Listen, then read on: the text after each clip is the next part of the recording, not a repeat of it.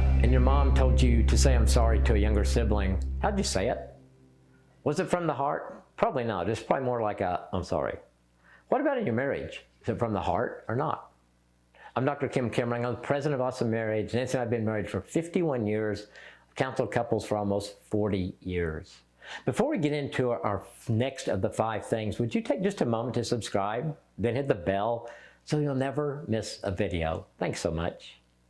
Well, thing 1, 2, and 3 all make a difference as you fight fair. Yet all of the progress you're making goes out the window if you don't apologize. Why is it so hard for many of us to do that? Why is it so hard for us to admit when we are wrong? If I could recall every fight Nancy and I have had over the years of our marriage, there would not be a single fight where one of us was completely and totally without fault. Not one. Certainly it was not always 50-50. We had 80-20, 90-10, 60-40, and probably some 99-1s with me being the 99. One of us was always the one to start the fight. If Nancy started it, I would fight back, but I would also feel justified in doing so because she started it. I didn't believe the fight was my fault. Yet the problem was I fought back. I didn't say, hey, we can talk this out. I didn't empathize with her. I just jumped in. I fought back. But I thought it was her job to apologize and to apologize first. And I think that's where most of us get hung up with the whole apologizing thing. We think it's the other person's responsibility to apologize and to apologize first. So Nancy started the fight. I jumped in and said and did things that were not good, but I am sitting back and I'm waiting for her to apologize. That's a dangerous place to be.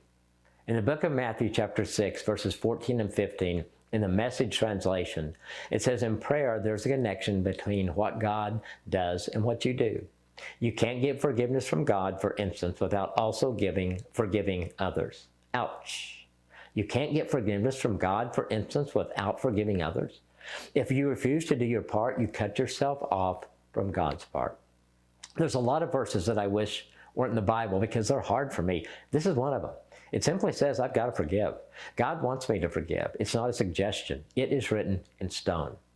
The other thing I see in this verse, actually something I don't see, is this. It doesn't say forgive when your spouse asks for forgiveness first. It doesn't say if your spouse is more at fault than you are, they need to apologize and you do not. It simply says forgive. When Nancy and I have a fight, I need to apologize. First, because God says so, and second, because I participated in the fight at some level. And third, I want us to get our marriage back on track. If I'm completely transparent with you, let me share how far off I was from God's plan.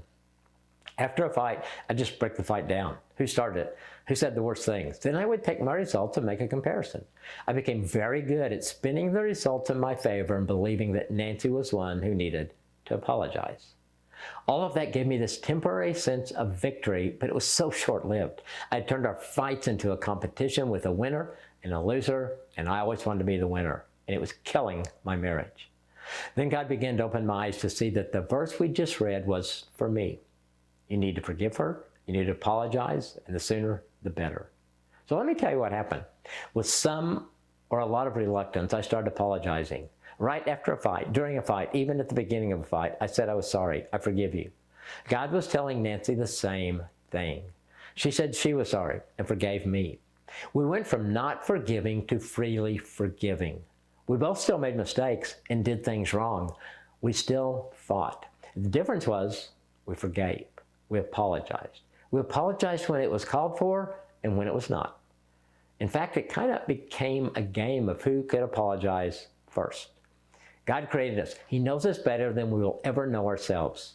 So why do we fight Him? Why do we do it our way instead of His? This is what I found. The more I do things God's way, the better it is for me and for my marriage.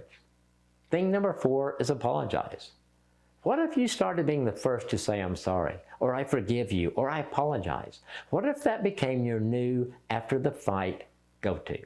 What if your goal was to forgive your spouse like God has forgiven you? Hey, my One Thing Daily email helps you be intentional every day about growing your marriage. Plus, you'll be one of the first to know about all of our new resources. The One Thing is free. Go to onething.email or our website, awesomemarriage.com. Be a part of our tribe. We would love to help you make your marriage awesome.